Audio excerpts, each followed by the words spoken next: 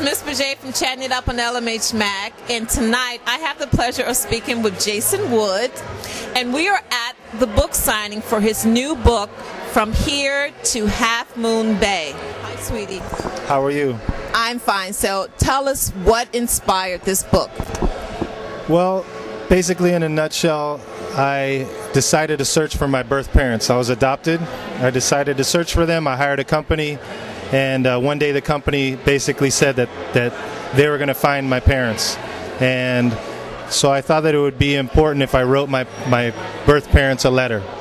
And the letter turned out to be 3 books.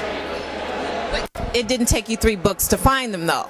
It didn't take 3 books to find them, but it took 3 books to explain all that had happened. What was it that happened in your life that said, okay, now is the time for me to find my birth parents?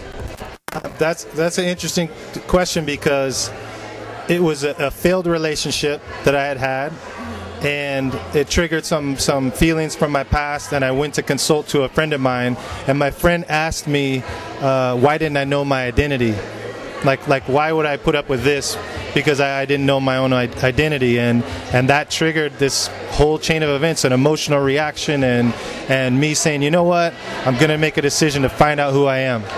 Okay, so why is it that you didn't know your identity? Well, I was adopted into a white family, and we had lived in kind of an isolated sort of country style community where rodeos and horses and cowboys and everything, and that wasn't really my natural identity. That wasn't my natural place. So I worked with it, and as I grew up I changed my locations and everything else, but it was always haunting. I had never seen a real picture of my birth parents, didn't know their names, didn't know their story, and I needed to know. You decided to look for your birth parents. How did your adoptive parents feel? My adopted mother had passed away. The rest of my family was supportive, of me doing it. I hope that they'll be supportive of the book. A lot of authors are really into being an author and into how smart they are, and they're articulate, and their language is profound and amazing. Mine's just a guy telling a story, and people can relate to that because it speaks to just the everyday part of you, the everyday person. It's not fancy. It's just, this is my story. These are the things that happen. These are the people that influenced me. These are the crises that I had to overcome. You know what I mean? Now, I've read that a lot of black parents and a lot of black people feel that if you're raised in a white family, then you do have an identity crisis because you're actually black, and how could you be raised in a white family? What's your opinion on that? I think for the most part everyone's different, but I think they're correct. I mean, how are you, if you're a white parent, how are you going to explain what it feels like to be black? It's similar to most of us were raised with our moms, single parent homes. How's a woman going to raise a man? She can do a great job, but how's she going to raise a man to be a man if she's not a man? It's very difficult. It would be hard for me to raise a daughter by myself without a woman to help me, translate and understand. Being black doesn't necessarily mean a separation or a specifics. Wouldn't you agree? You just happen to be a different color, so why wouldn't a white family be able to raise a black child? Well, I think that's a great question, and I think that this book will definitely... Back to the book! I think it'll explain it, because if you grow up in New York City, if you grew up in downtown San Francisco, if you grew up in Miami, black is, you could be brown, you could be dark, you can be red, you can be, Dominican or Cuban or African, it doesn't matter. But when you grow up in the country, around cowboys and country people, it's a different scenario. It's a completely different, it's a different set of rules.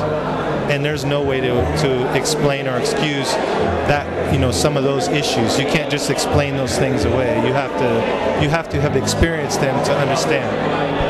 So when did you know you wanted to be a writer? Was it before you decided to write the book and you waited? Tell me about that. To be honest with you, I tried to write them a letter just to explain,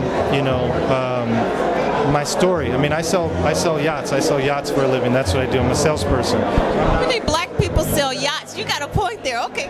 For my company, just one. I'm the first one. And in the industry as a whole, I'm one of the only ones. There's some, but I don't see them very often. But the letter opened a doorway that I really don't know how to explain. It took 30 days to write 3 books, and I've never heard of that happening before. You wrote 3 books in 30 days? Oh my God, you got no sleep at all. And how many pages was before it was edited per book?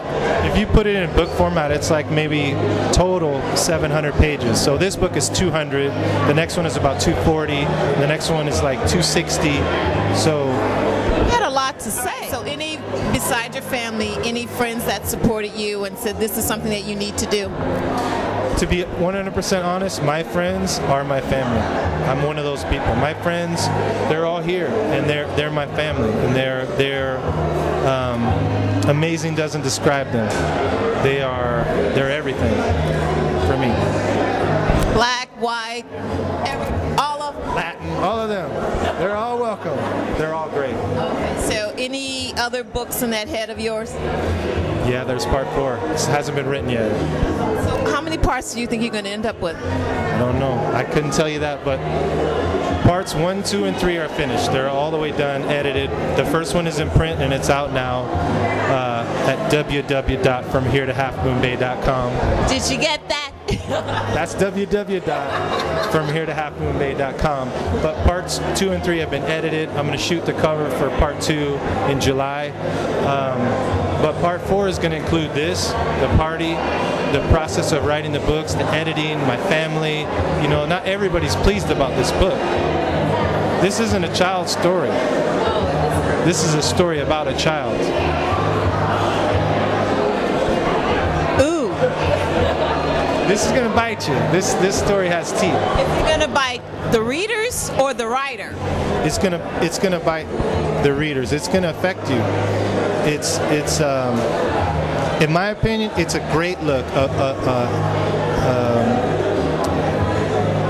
It's a humorous way to look at some incredibly intense situations and deal with them like this happened to me and so I'm scarred for the rest of my life. No, this happened to me and so did all these other things, and this is how I moved through them.